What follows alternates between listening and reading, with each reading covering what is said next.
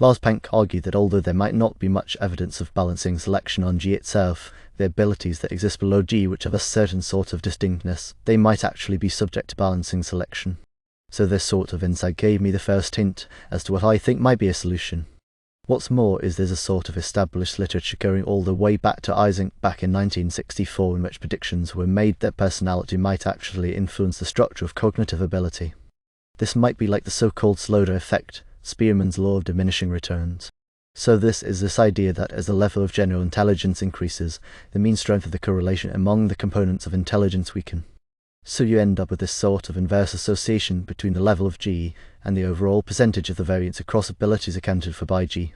So among very, very high IQ people, it's the case that G is responsible for a little bit less of the variation in performance, and a little bit more of the variation in performance is due to some specialized factors, which are more independent. So one possibility to combine all this is to say, well, maybe you have a situation in which it's not personality that is affecting the structure of cognitive ability, it's actually life history that affects the structure of cognitive ability. And life history can do this because some of what causes individual differences in life history also causes individual differences in specialized abilities independently of G, i.e. balancing polymorphism selection. So there might be some more substantive shared overlapping genetic variants among abilities which are sort of cleaned or residualized of G. However, when you have abilities which are contaminated with G variants, it pulls them apart. So in other words, the meaningful level of which life history associates with cognitive abilities might be at this very much lower order level. And this is very interesting because this suggests that life history could be causing ability tilt, it could be causing ability differentiation, it could be doing all sorts of interesting things completely independent of G. So in other words, for life history to affect the composition of one's abilities in some way may have a main effect of life history on G or vice versa. So the conjecture is that life history basically drives down the correlations among abilities, which gives rise to a kind of heightened capacity to cope with competition, because among individuals with slower life history, by being able to allocate effort into the cultivation of specialized abilities, irrespective of whether they're smart or dumb, they just have more specialized abilities, they can become cognitive specialists, and this yields cognitive polymorphism, and that gives rise to divisions of labor among individuals, because now you have more cognitive specialists, and this is great because not only does it allow you to accommodate high population densities and ride the carrying capacity, but the more you have these fine-grained behavioral and cognitive divisions within a population, the more you can actually raise the carrying capacity. So if it wasn't for higher levels of strategic differentiation in behavior and cognition among the denizens of New York City, I dare say that Peninsula couldn't actually have sustained more than a few thousand farms. As it happens, it can sustain tens of millions of people because no two people are doing precisely the same thing. Everyone's a specialist of one sort or another. That's how we can live in cities and massively raise the carrying capacity. And I call this cognitive differentiation effort. And effort means investment by energetic resources. So time investments of calories into the development of specific cognitive real estate, etc. within the brain, allocations of time in the course of development to actually learning, so acquiring somatic capital through taking to the education system and availing oneself of the opportunities therein to cultivate narrow cognitive specializations. That these processes require effort, essentially they are effortful and they relate to having a slow life history, so they relate to having low time preferences, good impulse control, having solid attention spans, all the future orientation, etc. So essentially the differentiation effort comes about through the effortful constrained process of cultivating specialized abilities, which means you get an overall weaker G factor. Whereas the opposite cognitive integration effort would take the form of constraints or handicaps on the cultivation of specialized abilities. And the constraints take the form of having, say, a very poor attention or being biased towards one form of executive functioning, which is more strongly associated with integrating across domains than switching between domains. So the ability to sort of efficiently switch between domains might be more developed in people with fast life histories. Gladgris's group has data for this as well, that people with fast life histories have better executive switching rather than updating, whereas people with slow life histories are good at updating, which is what you need to cultivate specialized abilities. So that the advantage to being a sort of highly integrated person and having a more integrated behavior, being more of a generalist rather than a specialist, is that you can basically buffer against environmental instability, because if you can predict what the future is like, there's no point trying to develop specialization. So being a sort of an obligate generalist gives you a behavioral flexibility to cope with instability in a way that you wouldn't get if you were a specialist. So it doesn't matter if you're high G or low G or anywhere in between, there's going to be an advantage to being a generalist, to being a jack of all trades if your environment is unstable.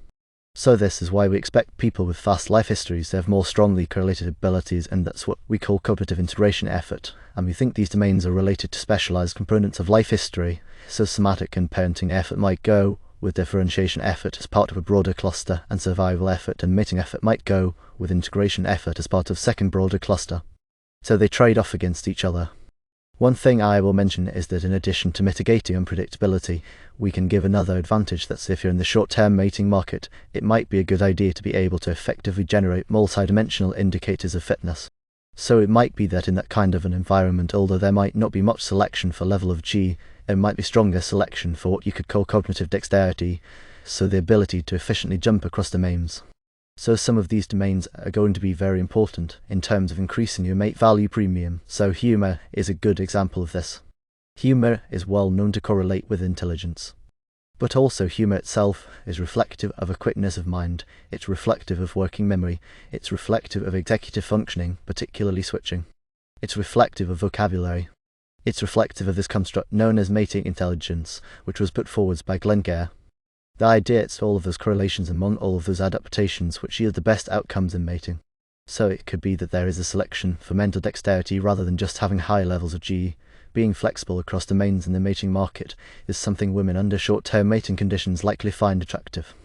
So that might be another advantage to being able to increase the levels of cognitive integration effort from a fast life history standpoint. Now, you're going to get differences phenotypes of intelligence resulting in part from differences in mutation load. And then you're going to get differences phenotypes of intelligence from differences life history, and these two things should be largely separate. And the interesting thing is this should also yield a quadrant chart of cognitive profiles, which are quite distinct, which vary from individual to individual. This sort of topology is just a way of illustrating how life history affects the structure of abilities at different levels of G and vice versa. So on the y-axis there, we have called it general fitness, but let's just pretend that's level of G. And on the x-axis, we have life history strategy going from fast at the left-hand end and slower at the right-hand end. And now the top left type, you kind of have fast life history, high G. So all of your ability is going to be very well developed, but they are going to be capped and they are all going to be homogenized. So the sort of effort allocation per ability is going to be constrained such that no single ability can really dominate the profile. And of course, if you have lower levels of intelligence, you're just going to be low across the board, but you're going to also be constrained. Now, if you have a top right type cognitive profile, then you have high levels of G, but also high levels of K. So this means you might have some areas, some abilities in which you excel, other abilities in which you don't excel quite so much. You're going to get this jagged or sawtooth-like profile. In the bottom right type down there, that's your idiot savant. So that's someone who has very low G, but very, very high levels of K.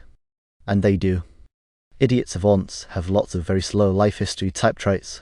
They're very, very behaviourally inflexible. They have strong stability preference. They're severely handicapped in that sense. Savantism is strongly related to autism, which is a manifestation or morph of slow life history.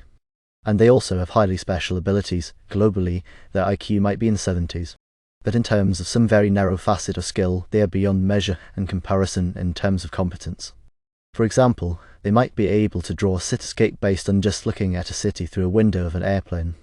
There's actually one chap who can do this. He flies into a city and he sees the city outside as he's flying into the airport. And he just draws the cityscape in total detail, total photographic recall. Or people who can take clay and look at an animal as other examples of this, and just make the animal out of clay.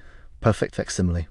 So various very narrow abilities, incredibly focused, laser-like abilities in which they excel, but overall, very, very poor abstract reasoning ability.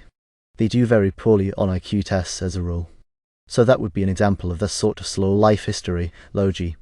You've got one thing you excel in, and you have a bunch of things that you don't excel in, and that drags the average down across abilities. So there's a load of implications of this model, if it's true. The big thing is the Flynn effect, because the Flynn effect is independent of G. G's going down, whereas the Flynn effect is in the opposite direction. It reflects sort of gains in IQ, specifically at the level of narrow abilities rather than G. And also we know that life history is slowing. We have good data on that. It's slowing genetically. If you look at the correlation, this is because of the positive correlation between K and fertility, so there's selection pressures favouring slower life history. And there are also epigenetic pressures favouring slower life history as well. It doesn't matter what your level of G is. It doesn't affect your level of ability specialization if you are controlling for K. So all you need to have specialized abilities is a slow life history. And if life history is slowing, then this could be driving the Flynn effect, because that's what the Flynn effect is. It's just an increase in ability specialization, basically. So this theory accounts for the Flynn effect. It's like a unified theory of the Flynn effect. So this is why it's a big deal. I think this is the key to understanding the Flynn effect.